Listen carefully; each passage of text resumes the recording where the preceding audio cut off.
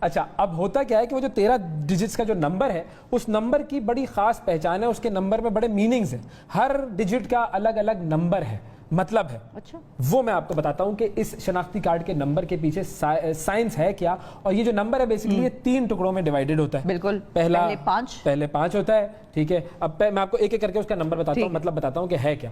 جو 5 عدد ہے پہلے, ان میں سب سے پہلا نمبر ہوتا ہے آپ کے صوبے کا نمبر. جن لوگوں کے شناختی کارڈ کا نمبر جو ہے وہ 1 سے شروع ہوتا ہے وہ کے پی کے رہائشی ہوتے ہیں.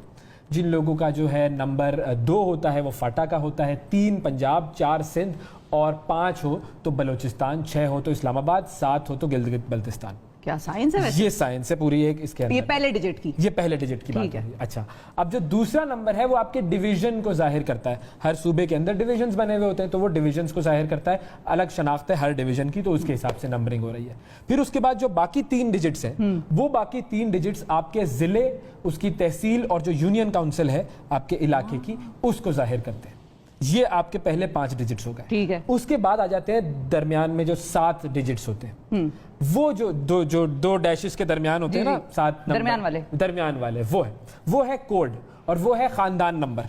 ہر ایک کا ایک خاندان نمبر ہے, اور وہ اس لیے استعمال ہوتا ہے کہ ہر شخص اپنا شجرہ جو فیملی ٹری ہے اس کو سمجھ لے, کیونکہ اگر آپ جاتے ہیں فیملی ٹری سرٹیفکیٹ نکلوانے کے لیے تو وہ اس کی مدد سے نکالا جاتا ہے. ہر ایک کی فیملی کو ٹریک کرنے کا یہ طریقہ ہے, جو سینٹر کے جو ڈیجٹس ہوتے ہیں وہ ہے.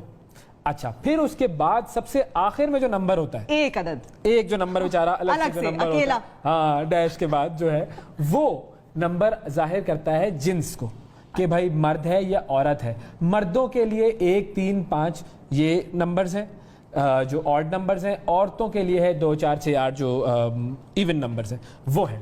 تو یہ جو ہے اس طریقے سے آپ کا ایک پورا شناختی کارڈ نمبر جو ہے وہ آپ کو آئیڈینٹیفائی کرنے کے لیے استعمال, یعنی کہ آڈز مردوں کے لیے, ایون نمبرز خواتین کے لیے.